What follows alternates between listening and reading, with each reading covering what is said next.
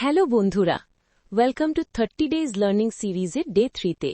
আজ আমরা এমন কিছু দারুণ জেনারেল নলেজ বুস্টার শিখব যেগুলো শুধু পরীক্ষায় না, তোমার আত্মবিশ্বাসও দ্বিগুণ করে দেবে।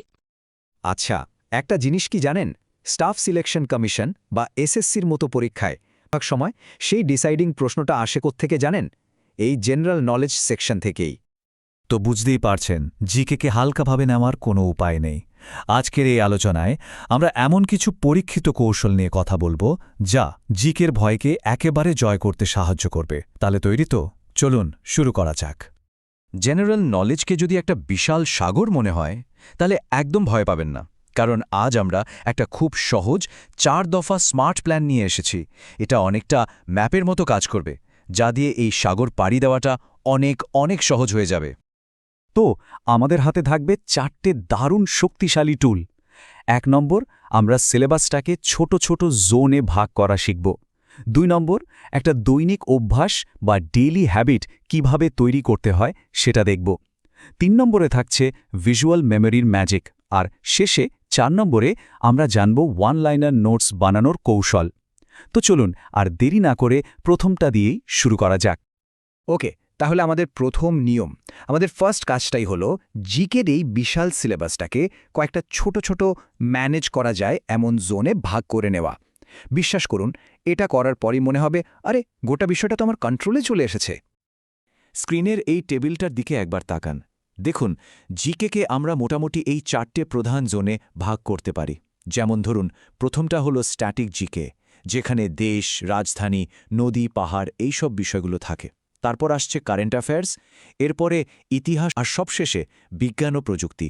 ভাবুন তো, এইভাবে যদি ভাগ করে নেওয়া যায়, তাহলে ফোকাস করাটা কতটা সহজ হয়ে যায়, তাই না? আচ্ছা, জোনে তো ভাগ করা হলো, এবার আসা যাক আমাদের দ্বিতীয় নিয়মে। আর এটা হলো একটা ডেইলি হ্যাবিট বা দৈনিক অভ্যাস তৈরি করা। একটা কথা মনে রাখতে হবে, অল্প অল্প করে কিন্তু রোজ, এটাই হলো বড় সাফল্যের আসল চাবিকাঠি। আর এই অভ্যাসটা কিন্তু একদমই সহজ, কিচ্ছু না। জাস্ট প্রতিদিন সকালে ঘুম থেকে উঠে মাত্র 5টা থেকে 10টা নতুন জিকে প্রশ্ন পড়ুন। যদি উত্তর না জানা থাকে কোনো ব্যাপার না, সঙ্গে সঙ্গে দেখে নিন।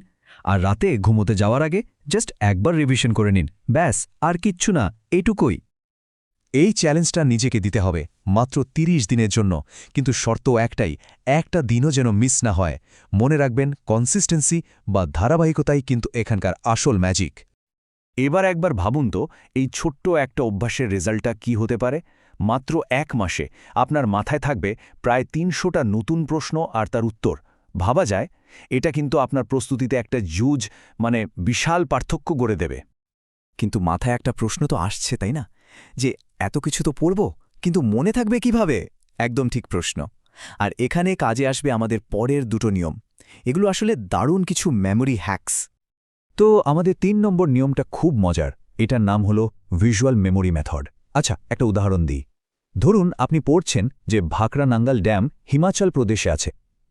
এখন শুধু লাইনটা পড়লে হবে না, বরং চোখটা বন্ধ করে একটা ছবি ভাবার চেষ্টা করুন। কি ছবি ভাববেন? ভাবুন তো, বরফে ঢাকা উঁচু উঁচু পাহাড়, তার মাঝখানে একটা বিশাল কংক্রিটের বাঁধ, আর তার পাশ দিয়ে গর্জন করতে করতে বয়ে চলেছে শতদ্রু নদী। এই ছবিটা যত পরিষ্কার করে আপনি মাথায় আঁকতে পারবেন, বিশ্বাস করুন, তথ্যটা তত সহজে আপনার ব্রেনে একেবারে গেঁথে যাবে। আর এবার আসি আমাদের শেষ, অর্থাৎ 4 নম্বর নিয়মে। এটা হলো ওয়ান লাইনার নোটস। দেখুন, লম্বা লম্বা প্যারাগ্রাফ রিভিশন করাটা কিন্তু খুব বোরিং আর কঠিন। তাই আমাদের কাজ হলো তথ্যগুলোকে জাস্ট এক লাইনে নিয়ে আসা। যেমন ধরুন, প্রথম লোকসভা 1952 স্পিকার জিভি মাবালঙ্কর, ব্যাস। এইরকম ছোট ছোট নোট রিভিশন করতে কয়েক মিনিটের বেশি সময় লাগবে না, আর এগুলোই কিন্তু মনে থেকে যাবে। তো আমাদের 4টে নিয়মই এখন জানা হয়ে গেল। কিন্তু দেখুন, শুধু জানলেই তো হবে না, তাই না? এগুলোকে এবার কাজে লাগাতে হবে। আসল চ্যালেঞ্জটা কিন্তু শুরু হচ্ছে আজ থেকে, এখন থেকে। একটা কথা সবসময় মনে রাখতে হবে, জিকের প্রস্তুতিটা অনেকটা একটা চারাগাছ লাগানোর মতো।